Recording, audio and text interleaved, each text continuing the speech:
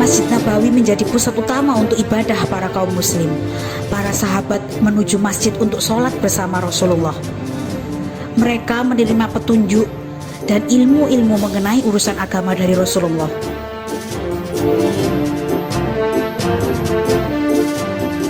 Dengan Rasulullah sebagai imamnya, beliau meminta untuk meramaikan masjid dengan beberapa pertemuan.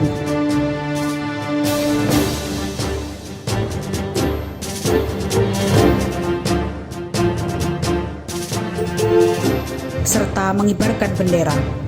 Pada saat itu terdapat perintah untuk sholat berjamaah. Lalu berkumpullah para sahabat di dalam masjid dan Rasul mulai berceramah di depannya. Dan Rasulullah menerima jamaah wanita yang ikut serta di baris belakang untuk melaksanakan sholat berjamaah.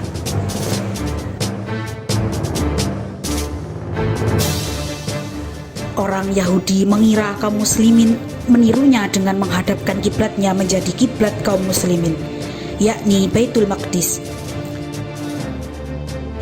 Jika mereka tidak menghadap kiblat kami, maka kesengsaraan akan mengitari umat muslim pada saat itu. Kemudian Rasulullah menengadah ke langit menunggu wahyu dari Allah.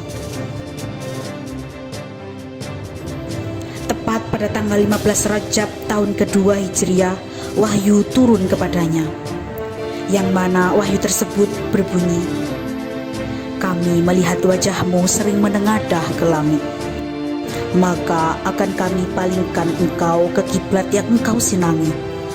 Maka hadapkanlah wajahmu ke arah Masjidil Haram, dan di mana saja engkau berada, hadapkanlah wajahmu ke arah itu."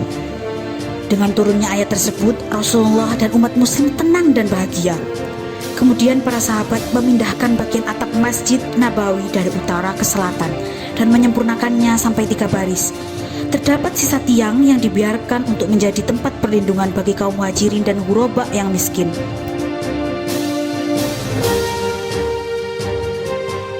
Tempat tersebut dinamakan As-Suffah. Selanjutnya para sahabat menutup pintu bagian selatan dan membuat pintu lagi di bagian utara.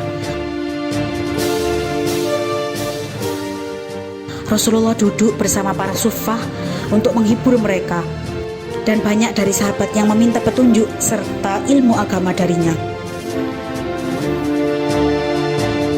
Dan setelah 5 tahun lamanya, jumlah muslim di kota tersebut menjadi meningkat dan Masjid Nabawi menjadi sempit. Kebetulan ada tanah kosong di sebelahnya, dan Rasulullah pun menyarankan kaum muslimin untuk membeli tanah tersebut. Dengan sikap atas saran Rasulullah, sahabat Utsman bin Affan membeli tanah tersebut dan memperluas masjid dengan merobohkan bangunan yang lama, lalu mendirikan dinding setinggi 7 hasta. Perluasan masjid ini besok akan lebih akomodatif bagi bertambahnya kaum muslimin. Rasulullah SAW berdiri di depan kaum muslimin dan berkhutbah. Namun terdapat sahabat yang tidak dapat mendengar sabda Rasulullah.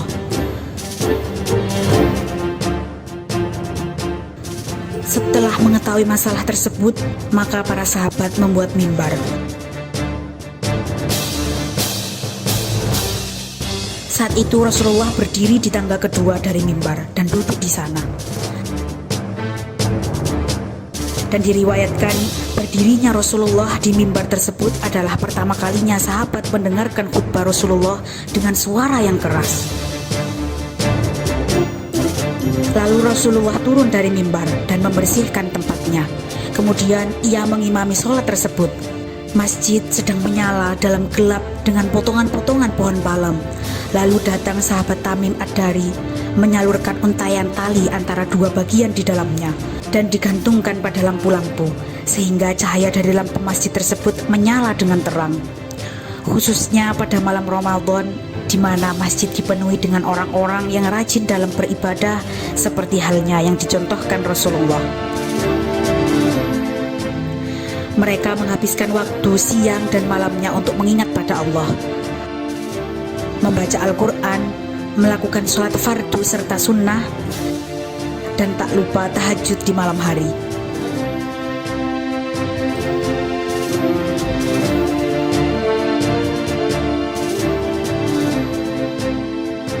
Mereka mendapatkan kabar gembira dari Allah Subhanahu wa Ta'ala, sebagaimana Nabi bersabda, "Sholat di masjidku ini nilainya 1000 kali lebih baik dibandingkan pada masjid lain kecuali pada Masjidil Haram, yang sekarang menjadi Masjid Nabawi sejak zaman Nabi." Dan Allah mewariskan bumi dan orang-orang yang memiliki tujuan kepadanya, dan berharap bisa sholat yang khusyuk dan tenang dalam apa yang ia sebarkan kepadanya, dengan mengatakan dia merupakan seorang yang tulus, di mana antara rumahku dan mimbar adalah taman surga yang memiliki kedamaian karena dekat makam mulia Rasulullah.